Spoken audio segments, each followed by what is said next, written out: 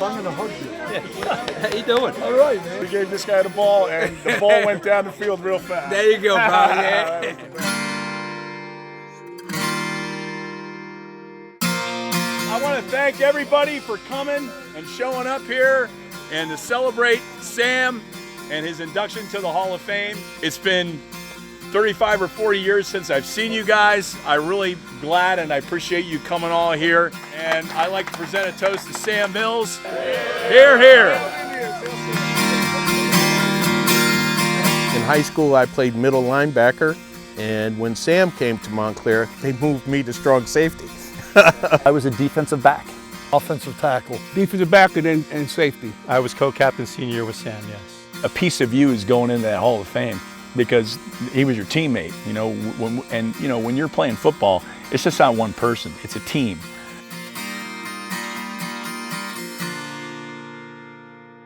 We are enshrining Sam as one of the greatest football players that this country has ever had. But I'm here to tell you that he's a better person than he was even a football player. Sam was a great humanitarian, just a beautiful human being. I wish I had his work ethic, because he had one thing on his mind, that was to make it.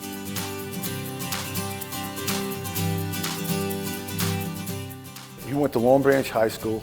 He was a stud wrestler on top of a stud football player.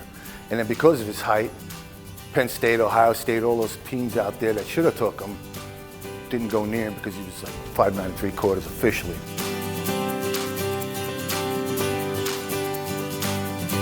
We knew he was going to be very, very good, and we were very fortunate to get him to come here. He was a very, very good, outstanding football player in a 5'9" body. Even though he was a player, Sam was almost like a coach, you know? He was a motivator, and he didn't let you half-ass it, so to say. That's our football talk. You know, give 100%. We think that when he hits you, your family felt it. He hit like a freight train. He had so much leverage, and he utilized his leverage in the best possible way that he could.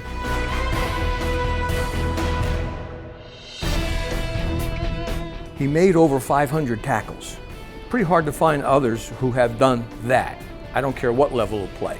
We played a game, we won the game, and one of the questions that they asked the head coach of the opposition, Coach, how did you handle Sam Mills? He said, well, hell, we blocked him every play. There was a pause, and then he said, he didn't stay blocked. So when Sam Mills got out of Montclair State, the NFL was not hiring short players, period. And that was his problem when he went to the Cleveland Browns. He was good enough to play, good enough to make that roster. It's the exact same thing that then plagued him when he went to Canada. They were not going to keep a 5'9" linebacker.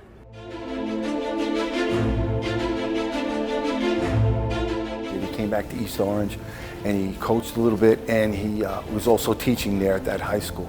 And then the USFL sprouted up.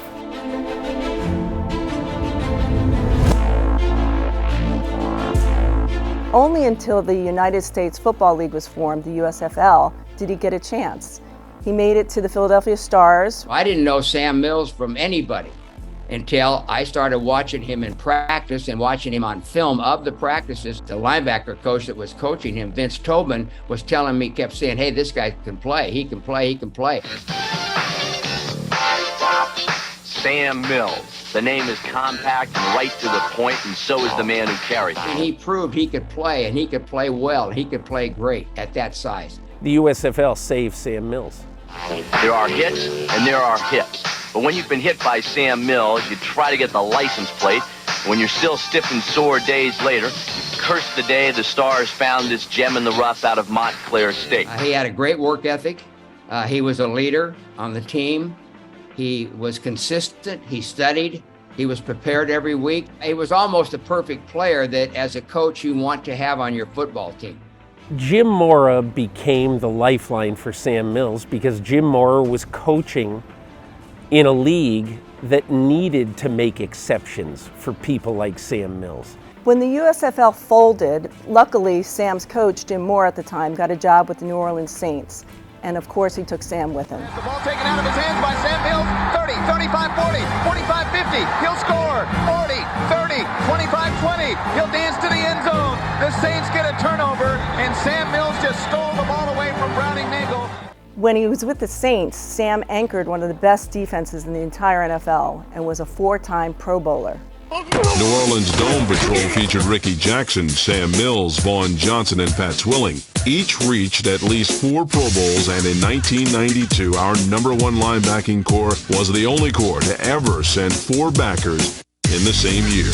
They really don't measure the heart, they just measure height and weight. And I think maybe they ought to invent a computer to measure heart. So after the '94 season, the Saints let Sam Mills go.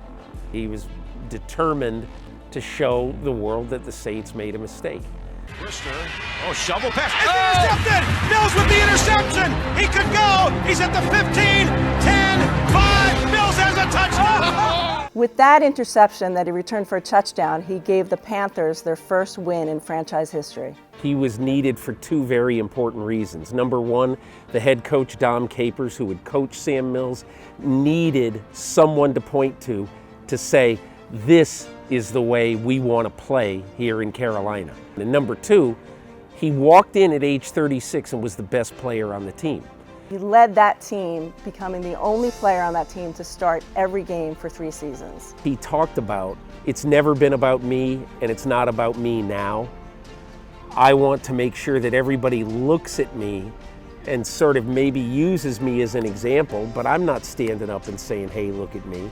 He never did that, and I think that's one of the reasons why he was so beloved, so well respected by everybody he played with.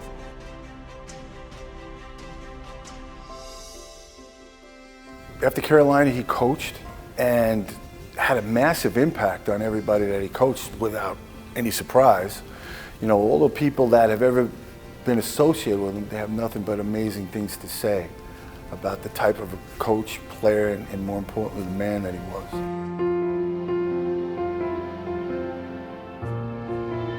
In 2004, the night before a playoff game against Dallas, Sam gave a pregame speech to the team.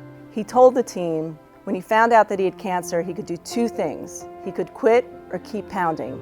Keep pounding, he told the team. That phrase became a rallying cry for the team that year. They went all the way to the Super Bowl, only to lose to New England. But keep pounding resonates today. So I would just make sure I reach out to him, tell him, that, everything was going to be all right. Just trying to give him that positive energy. But he's the one with the positive energy. I mean, I'm going to beat it.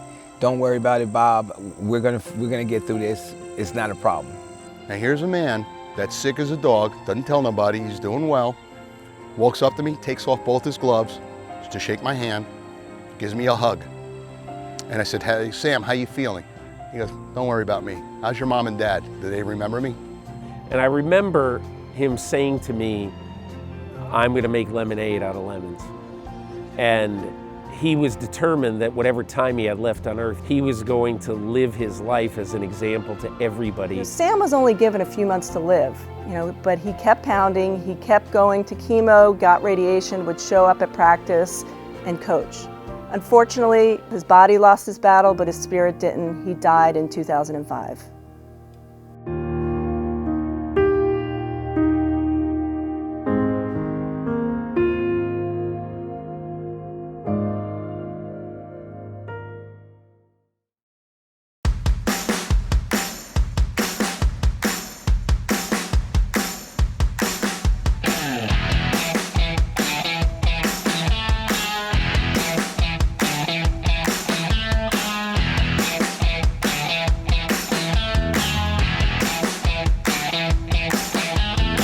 Sam was a motivator to everybody, that there's nothing you can't overcome.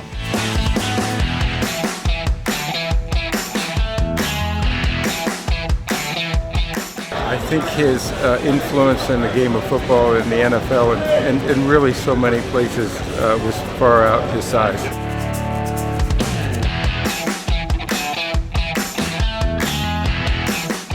It's not about size, it's not about speed, it's about heart, it's about character.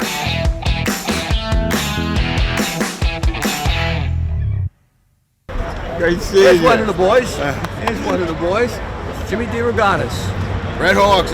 Man, did you run the show last night or what? Huh? How are you? I haven't Good. seen you in a long time. How are you? We got some big schools represented, but I know there's some folks here from Montclair State, right? The Red Hawks.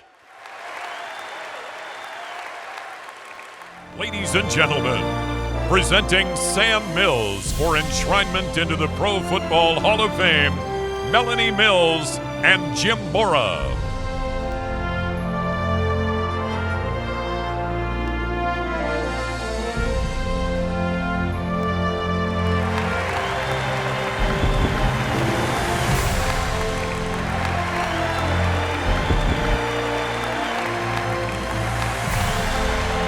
Thank you for this honor, for believing in Sam, and for helping to keep his story alive. Keep pounding, everyone. That's what Sam would want you to do.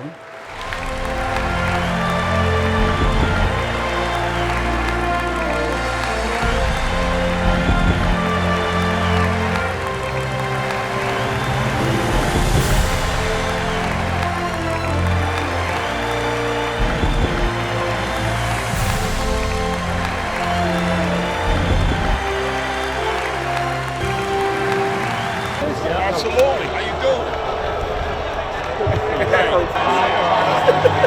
So I asked him, I said, that's been really fun. Knowing them, a lot of them I haven't seen since I was a teenager.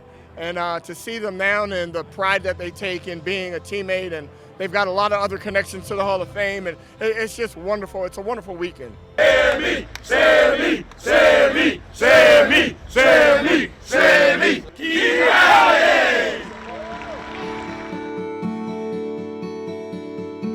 Sam's legacy resonates all over Montclair State's campus. There's a dining hall, Sam's Place, named after him. There's a residence hall, Mills Hall, named after him. All over the athletic center, there's Keep Pounding above the football field in the weight room. Students today are reminded to keep pounding, and that legacy remains. It's a lesson that really carries over from football to life. If I had a chance to speak to Sam right now, what would I say? I love you. I love you. Wonderful young man. I don't say this about many people, guys, players. I love Sam Mills. We all miss you. Everybody down here misses you. Your message of keep pounding means a lot more than just fighting through this and fighting through that. It's about life. I am so proud of you, and I knew it was coming one day. I just wish you were here to witness this, though. Sammy, thanks for the memories. Thanks for the inspiration, and thanks for being the great person you always were. God bless you. That's what I would say to him.